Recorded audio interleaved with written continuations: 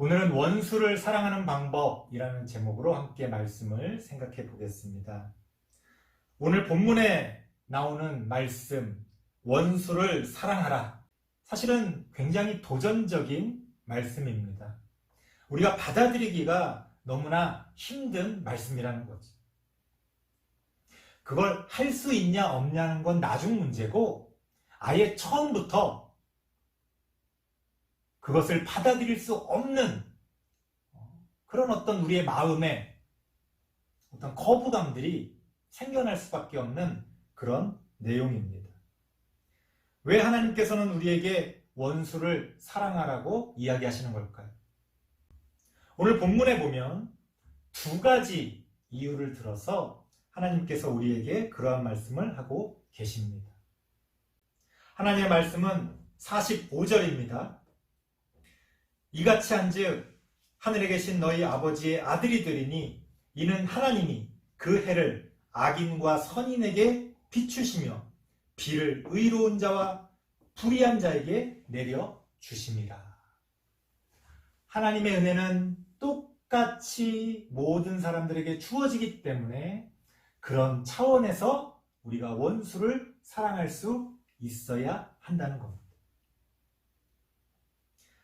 흔히 교리에서는 이것을 일반 은총이라고 이야기합니다.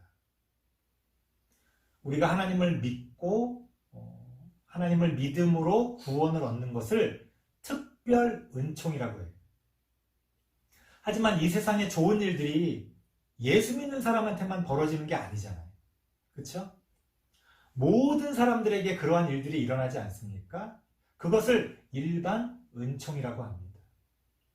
일반 은총의 차원에서 하나님을 믿지 않는 사람들도 하나님의 은혜를 받습니다. 어떤 일들이 잘 되어지고 좋은 일들이 생겨나기도 합니다. 사실은 이 구분이라는 건 굉장히 어떤 것들을 이렇게 무자르듯이 딱 자를 수 있는 게 아니라 설명을 쉽게 하기 위해서 이렇게 구분해서 이야기하는 겁니다. 사실은 이 두 개는 같이 가는 거예요. 오늘 그런 말씀을 너무 자세하게 드릴 수는 없고요. 아무튼 왜 원수를 사랑해야 되느냐?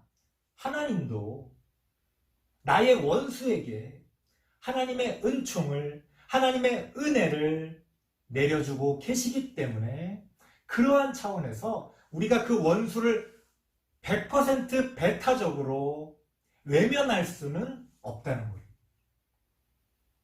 그러니까 원수를 사랑하라는 말을 우리 가족을 사랑하듯이 내가 정말 아끼는 누군가를 사랑하듯이 그렇게 사랑하라는 뜻은 아닐 겁니다. 그게 감정적으로 안 되잖아요.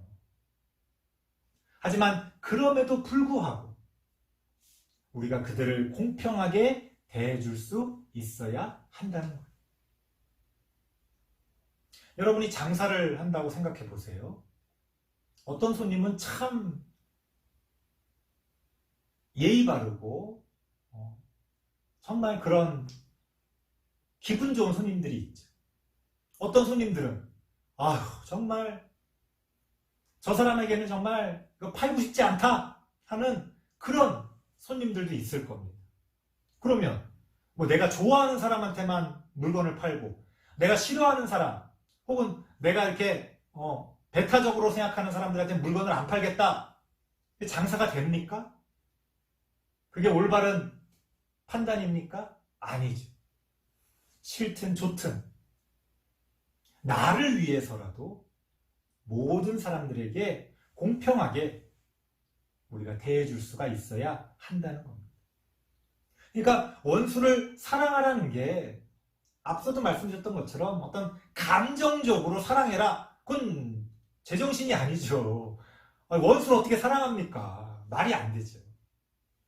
하지만 원수라고 해도 그가 목마르면 물을 주고 그가 줄이면 먹을 거를 주라는 거예요.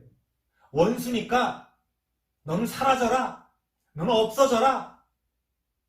나는 너를 없는 사람 취급하겠다. 이러면 안 된다는 겁니다. 일반 은총의 차원에서라도 우리가 잘못할 때도 하나님이 우리에게 은혜를 내려주시는 것처럼 잘못하고 있는 그들에게도 하나님의 은혜를 우리가 허락할 수 있어야 한다는 겁니다. 말은 쉽지만 참 어려운 문제예요. 왜냐하면 이게 감정적으로 이렇게 들어가게 되면 이따가 다시 결론적으로 말씀드리겠습니다만은 우리가 이렇게 개인적이고 아주 감정적인 차원으로 이게 들어가면 그게 잘 안 됩니다. 예를 들어서 사형수의 인권이라는 게 있어야 됩니까? 없어야 됩니까? 죽일 놈이에요. 사형 선고를 받았어요. 우리의 어떤 개인적인 감정은 어떻습니까? 그냥 그 자리에서 그냥 확 그렇게 하고 싶다. 그런 마음이 아마 들 거예요. 그런데 감옥에 가둬두고 하루 세끼 밥을 먹이고 운동하는 시간을 주고 아프면 치료해 줍니다.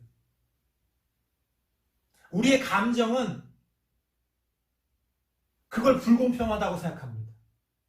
저런 놈들한테는 인권이라는 게 없다. 아마 그런 마음이 들 때가 있을 거예요. 하지만 그럼에도 불구하고 최소한의 인권은 존재해야 한다는 거예요. 왜?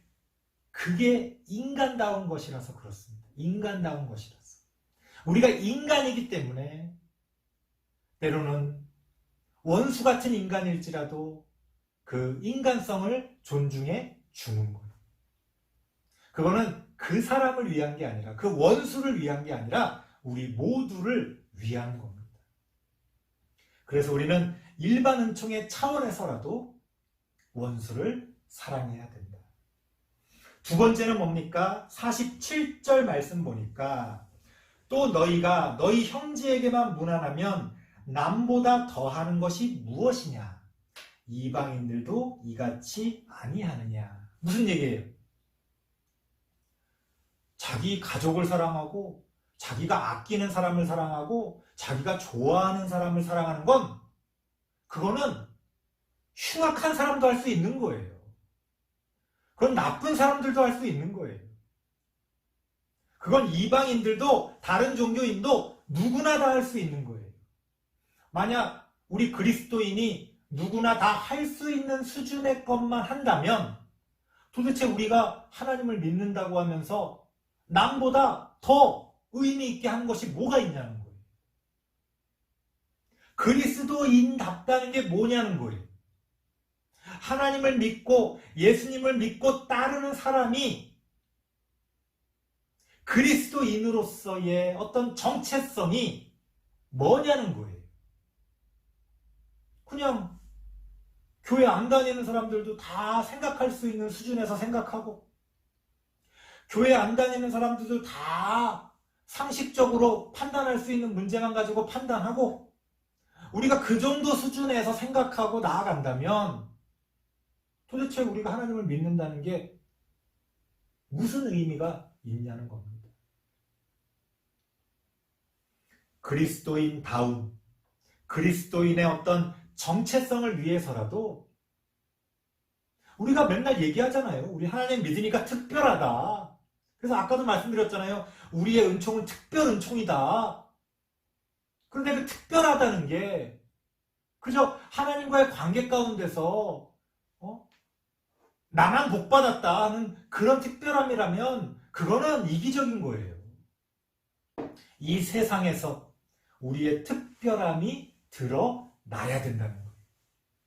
그걸 성경은 여러 가지 면에서 말씀하고 있습니다. 너희가 이 세상에서 소금과 빛이 되라. 그것도 우리의 특별함을 드러내라는 거예요. 성경이 특별하다라고 말한다면 그 성경의 특별함을 우리가 드러내야 되는 거죠. 요새는 이게 거꾸로 가는 것 같아서 좀 안타까워요. 그러니까 세상 사람들이 부러워하고 존경하는 그런 특별함이 드러나야 되는데 이게 거꾸로 세상 사람들이 손가락질하고 무시하는 그런 식으로 이 특별함이 드러나는 것 같아서 정말 너무나 안타깝습니다. 하지만 사실은 세상 사람들이 인정해 줄 만한, 세상 사람들이 존경할 만한 그런 특별함으로 우리의 삶에서 하나님의 뜻이 드러나야 된다는 거예요. 원수를 미워하는 건 누구나 할 수 있는 일입니다. 하지만 반대로 원수를 사랑하는 건 아무나 할 수 없는 거죠. 하나님은 우리에게 그 특별함을 요구하고 계시는 거예요. 사실 그리스도인에게는 그러한 특별함이 있어야 합니다. 오늘날 교회를 다닌다고 하는 그리스도인들에게 그런 특별함이 있는가? 오히려 이상한, 편협한, 배타적인 그런 특별함만 존재하고 누가 봐도 존중할 만한, 존경할 만한 그런 특별함은 점점 없어지는 게 아닌가 그런 생각들을 해보게 됩니다. 자, 아무튼 그런 차원에서 하나님은 우리에게 원수를 사랑해라 이렇게 말씀하고 계신다는 거예요. 한마디로 원수라는 건 하나의 상징입니다. 진짜 부모의 원수, 어떤 것에 원수를 사랑한다, 그럴 수도 있겠죠. 그런 아주 간증과 같은 특별한 일들이 있을 수도 있겠지만 우리 삶에 그런 대단한 원수가 존재하는 건 아니기 때문에 여기서 원수라고 하는 건 하나의 상징적인 어떤 걸 이야기하는 거예요. 우리가 사랑할 수 없는 것을 사랑할 수 있다니, 이 세상 사람들이 외면하는 것을 대면할 수 있다면 거기에서 하나님의 뜻은 우리를 통해 드러나게 되는 겁니다. 그런 차원에서 하나님께서 우리에게 원수를 사랑해라 그렇게 말씀하고 계신다는 겁니다. 자, 그렇다면 어떻게 원수를 사랑할 수 있을까요? 억지로는 안 되잖아요. 내 마음이 그게 안 되는데 하나님이 원수를 사랑하란다고 얘기해서 갑자기 원수를 사랑할 수 있습니까? 잘 안 되죠. 그 어떤 과정과 노력들이 필요합니다. 오늘 성경에는 나오지 않지만 오늘 성경에 나와 있는 말씀을 근거로 해서 두 가지만 제가 원수를 어떻게 사랑할 수 있을지 요령이라고 할까요? 그런 것들을 좀 어떤 그 방법들을 말씀드리려고 합니다. 첫 번째는 하나님의 마음을 생각하면 돼요. 계속해서 오늘 본문에는 하나님의 관점에서 이야기들이 나옵니다. 내 마음으로는 안 되죠. 원수를 어떻게 사랑합니까? 하지만 하나님의 마음을 생각하면 가능할 수 있다는 거예요.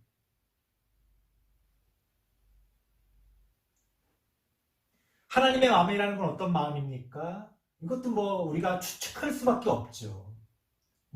아주 과학적으로 또 철학적으로 여러 가지 말씀을 드릴 수도 있겠습니다만 그냥 직관적으로 우리가 생각해 보면 부모의 마음을 통해서 우리가 하나님의 마음을 생각해 볼 수 있죠. 여러분들 자녀들 키우면서 느끼는 그런 것들이 있잖아요. 자녀들이 정말 원수 같을 때도 있지 않습니까? 그렇죠? 네. 자녀들이 원수 같을 때도 있어요. 저 원수 진짜 원수 같아서 원수는 아니지만 그렇게 속이 상할 때 있잖아요. 그래도 부모의 마음이 어떻습니까? 그걸 포기할 수 없는 거죠. 그 아이가 다시 힘을 내고 다시 돌아오기를 바라는 그런 마음들이 있잖아요. 여러분, 지금 여러분의 원수가 내일도 여러분의 원수라고 생각하지 마세요. 옛날 역사 이야기들 이렇게 보다 보면 그런 얘기들 나오잖아요. 어제의 원수가 오늘 친구가 될 수 있고 오늘의 친구가 내일 원수가 될 수도 있는 거예요. 단정을 짓지 말라는 겁니다. 그 원수가 회개하고 돌아올 수도 있죠. 그 원수가 내일엔 나의 은인이 될 수도 있는 거예요. 우리가 알 수 없는 겁니다. 왜 하나님이 포기하시지 않았는데 우리가 포기합니까? 물론 현실적으로는 어렵습니다. 쉽지 않아요. 우리가 100명한테 그런 기회를 줘도 한 명이 그 기회를 잡을까 말까 하지만 그 한 명을 위해서 우리는 그렇게 할 수가 있어야 한다는 거예요. 그게 부모의 마음이죠. 하나님의 마음이죠. 우리가 그러한 하나님의 마음을 생각하면서 하나님이 저 원수도 일반 은총 차원에서 그래도 아끼시고 기회를 주시는구나. 그런 하나님의 마음을 생각하면서 우리도 마음은 내키지 않지만 원수에게 손을 내밀어 줄 수가 있어야 한다는 겁니다. 두 번째는 뭡니까? 비슷합니다만 좀 더 다르게 표현하자면 하나님의 관점으로 보면 그게 가능하다는 거예요. 이 하나님의 관점이라는 걸 좀 더 아주 현실적으로 말씀드려 볼게요. 인간이 처음 우주에 우주 비행선을 쏴서 달나라를 가게 됐을 때 그 우주에서 이 지구의 모습을 사진으로 찍어서 보냈어요. 여러분들은 뭐 이미 우주를 안 가보셨지만 그런 사진들을 많이 보셨을 겁니다. 아주 파란색의 그 아름다운 지구의 모습.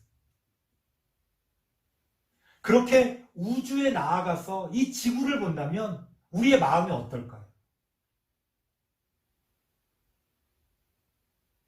수원, 대한민국, 서울,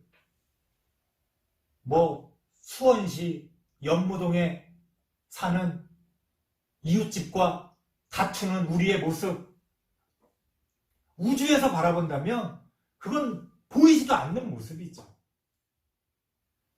이 지구적인 차원에서 이 세상이 지금 어떻게 나아가야 되느냐라는 것들을 고민하다 보면 우리의 작은 다툼들은 사소해집니다. 오해하지 마세요. 우리의 개인적인 문제들이 다 사소하다는 게 아니라 때로는 마치 우주에서 지구를 바라보는 것처럼 멀리서 큰 틀에서 우리가 그 문제를 바라볼 수 있어야 한다는 것. 우리는 우리 삶의 이러저러한 문제들에 항상 목숨을 겁니다. 큰일 난 것처럼 이야기합니다. 아니요. 큰일 나지 않습니다. 막상 이렇게 지나고 보니 기억도 나지 않는 일들이 얼마나 많습니까? 그 당시에는 하늘이 무너지는 줄 알았지만 지나고 보니 그때 무슨 일이 있었지? 기억도 안 나는 그런 일들이 얼마나 많이 있어요. 하나님의 관점으로 보면 원수를 사랑할 수 있다는 것.